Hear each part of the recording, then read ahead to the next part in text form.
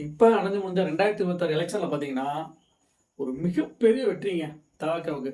ஏன்னா, எல்லா பேருமே எக்ஸ்பெக்ட் பண்ணது என்ன ஒண்ணுன்னா, கிட்டத்தட்ட பார்த்தீங்கன்னா, ஒரு 20 அதிகபட்சம் ஒரு 30 கேண்டிடேட் எம்எல்ஏ மட்டும் தான் வருவாங்க. பட் ஒரு சிஎம்மாவோ, எதிர்க்கட்சி தலைவரா வரதுக்கான வாய்ப்புகள் இல்ல அப்படின்னு, முக்காவாசி சேனல்ல கூட டெலிகாஸ்ட் ஆச்சு. ஆனா பார்த்தீங்கன்னா, விஜய் அவர் மேல வச்ச ஒரு நம்பிக்கையும், மக்கள் விஜய் மேல வச்ச ஒரு நம்பிக்கையினாலயும் பார்த்தீங்கன்னா, இன்னைக்கு பார்த்தீங்கன்னா, ஒரு மிகப்பெரிய வெற்றிங்க. 1967ல அப்புறமா டிஎம்கேவா, ஏடிஎம்கேவா, டிஎம்கேவா, ஏடிஎம்கே அப்படின்னு மாறிட்டு இருந்த காலத்த தவிர்த்து, இப்ப 2026ல பார்த்தீங்கன்னா, தாவேக்கா வந்து ஆட்சி அமைக்க போதுங்க. அதுக்கு ஒரு முக்கியமான காரணம் யாருன்னு பார்த்தீங்கன்னா, மக்கள் எல்லா பேருமே சப்போர்ட் பண்ணது தான். ஏன்னா, விஜய் அண்ணா வந்துட்டு எல்லா பேருமே சொன்ன ஒரு விஷயம் பார்த்தீங்கன்னா, ஒரு சினிமா நடிகரோட கூட்டம் வந்து கண்டிப்பா ஓட்டா போல் ஆகுமா?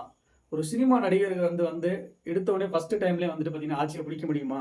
இதுக்கு முன்னாடி இருந்த நம்மளோட விஜயகாந்த் சார் கூட பார்த்தீங்கன்னா, அவரால பண்ண முடியல. ஆனா ஒரே ஒரு தொகுதியில மட்டும் தான் வின் பண்ணார்ன்னு நெனைக்கிறேன். பட் ஆனா பார்த்தீங்கன்னா, இவரு இறங்குன உடனேயே ஒரு மிகப்பெரிய வெற்றிங்க. கூட்டம் கூடுது. ஆனா அந்த கூட்டம் போலாகுமா? என்னென்ன பேசினாங்க. இருக்கிற எல்லா கட்சியும் பேசினது தான்.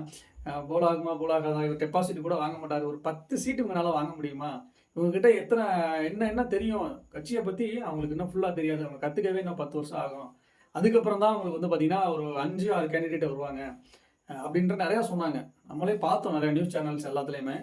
ஆனா இன்னைக்கு யாருமே எக்ஸைட்டே பண்ணலங்க. பட் ஒரு ஒரு சினிமா நடிகருக்கு வாக்கி வாக்கு வங்கி வர்றது வந்துட்டு இயல்பு தான். ஸோ அது வந்து பார்த்தீங்கன்னா, அந்த அளவுக்கு ஒண்ணும் இல்ல. ஓரளவுக்கு வரும். பட் ஆனா, ஒரு சினிமா நடிகரு கிட்டத்தட்ட 1967க்கு அப்புறமா மிகப்பெரிய ஜாம்பவானான 2 கட்சியையுமே அடிச்சு நொறுக்கிட்டு இன்னைக்கு வந்து ஆட்சி அமைக்க போறாருன்னு பார்த்தா, நம்மளுக்கே ஆச்சரியமா இருக்குங்க. அதுக்கு ஒரு முக்கிய காரணம் பார்த்தீங்கன்னா, விஜய் அண்ணன் தான். விஜய் அண்ணன் அவர் மேல வச்ச நம்பிக்கையும், மக்கள நம்புனாருங்க. மேபி அதுதான் ஃபர்ஸ்ட்டு. அவரு நம்புன நம்பிக்கைய வந்து மக்கள் வந்து காப்பாத்திட்டாங்க. ரொம்ப பெரிய வெற்றிங்க. சிஎம் சார் எங்களோட ஒரு சின்ன வாழ்த்துக்கள். நீங்க வந்து இன்னும் தமிழ்நாட்டு மக்களுக்கு வந்துட்டு ஒரு மிகப்பெரிய பங்களிப்பு நீங்க குடுக்கணும்.